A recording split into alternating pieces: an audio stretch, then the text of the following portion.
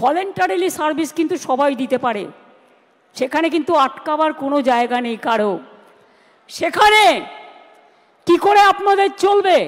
আপনি মুখ্যমন্ত্রী বলবেন যে আমি আজ থেকে সবাইকে সিভিক টিচার করে দিলাম, 10,000 টাকা করে দেব।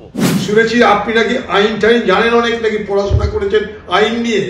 তো একবার সুপ্রিম কোর্টে এসে জিজ্ঞেস করুন না যে যোগ্যকে আর অযোগ্যকে। আপনি নেতাজি ইউনিভার্সিটিতে বসে বলছেন সুপ্রিম কোর্ট যদি বলে দেয় যোগ্যকে অযোগ্যকে আমি তারপর দেখে নেব। হ্যাঁ, আপনি রসিকতা করছেন বিচার ব্যবস্থার সঙ্গে।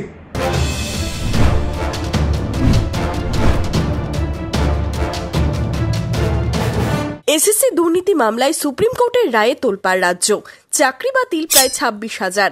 7 এপ্রিল নেতাজি ইন্ডোরে মুখ্যমন্ত্রী মমতা বন্দ্যোপাধ্যায় দিলেন চাকরিহারাদের প্রতিশ্রুতি। অল্টারনেটিভ যা করার আমরা করব, এবং সেক্ষেত্রে আপনারা যাতে আবার চাকরি ফিরে পান তার ব্যবস্থা প্রসেসের মধ্যে দিয়েই 2 মাসের মধ্যেই কমপ্লিট হবে, এবং আপনাদের চাকরি ব্রেক হবে না। কারণ আপনার এক্সপিরিয়েন্স এবং অ্যাডিশনাল কনসেশন আপনারা পাবেন যারা 10 বছর ধরে চাকরি করছেন। এটা মাথায় রাখবেন।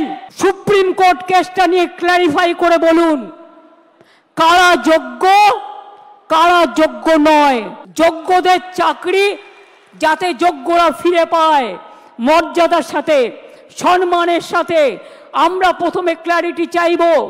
যদি ক্ল্যারিটি সুপ্রিম কোর্ট ক্লিয়ার করে দেয় আমরা সকলে গ্রেটফুল থাকব, আর যদি না করে তখন আমাদের রাস্তা থেকেই আমরা রাস্তা বের করে নিয়ে আপনাদের পাশে দাঁড়াবো, যাতে আপনাদের কোনো অসুবিধে না হয়।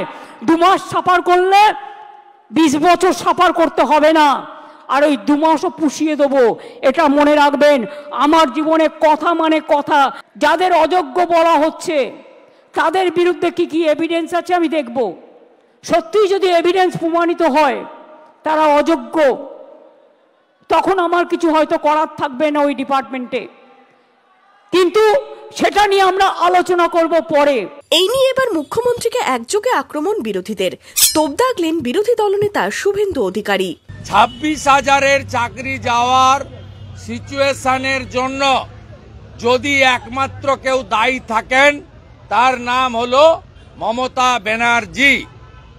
সুপ্রিম কোর্টে মোট আগের চিফ জাস্টিস সম্মানীয় চন্দ্রচূড়জি, বর্তমান চিফ জাস্টিস সঞ্জীব খান্নাজি 16 বার হিয়ারিং হয়েছে।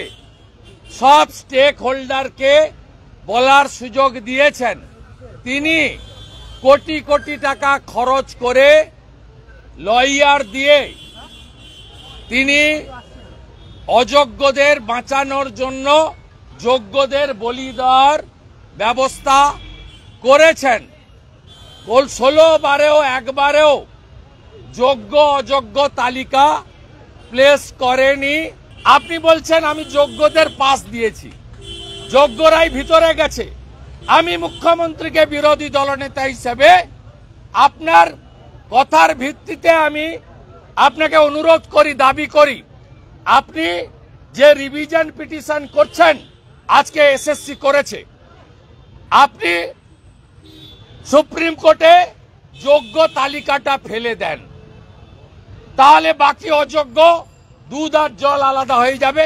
আপনি যোগ্য তালিকা না দিলে আপনি প্যারা 44, প্যারা 28 ক্লিয়ার বলেছে যে আমরা এখান থেকে বাঁচতে পারলাম না due to non cooperation of the school service commission, West Bengal government. আপনি নিজে বলেছেন আমি লয়ার।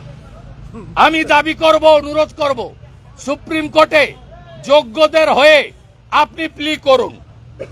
আপনি ক্যালকাটা বারের মেম্বার, মুখ্যমন্ত্রী, আপনি মুখ্যমন্ত্রীর চেয়ার পদকে সরিয়ে আপনি আজকে বলেছেন আমি অনেক কেস লড়েছি। আমি অনুরোধ করব আপনি সুপ্রিম কোর্টে গিয়ে লয়ার হিসেবে যোগ্যদের পক্ষে যোগ্য তালিকাটা হাতে নিয়ে সিবিআইর হার্ড ডিস্কের মাধ্যমে যে ওএমআর বের করেছে, যে একাডেমিক আছে সেটা নিয়ে গিয়ে বলুন আমি লয়ার মমতা ব্যানার্জি এসেছি, আপনারা এই যোগ্যের তালিকা এদেরকে আপনি মহামান্য হুজুর কনসিডার করুন। পাল্টা সুর চড়িয়েছেন কংগ্রেস নেতা প্রাক্তন সাংসদ অধীর রঞ্জন চৌধুরীও। তার কোনো অপরাধ নেই, তার কোনো ভুল নেই, সব সুপ্রিম কোর্টের ঘাড়ে চাপানোর ব্যবস্থা করলেন। সুপ্রিম কোর্ট যদি বলে দিতে পারে কে যোগ্য আর অযোগ্য,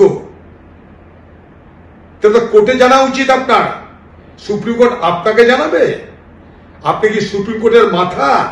আপনি চালাকি করছেন বাংলার শিক্ষক শিক্ষিকাদের সঙ্গে, ধোকা দিচ্ছেন বাংলার মানুষকে, আর চোরের মায়ের বল গড়া করে আপনি চিৎকার করে বলছেন যে যারা চাকরি পাওয়ার যোগ্য তাদেরকে তো দেবেনই, অযোগ্যদেরও দেবেন আপনি।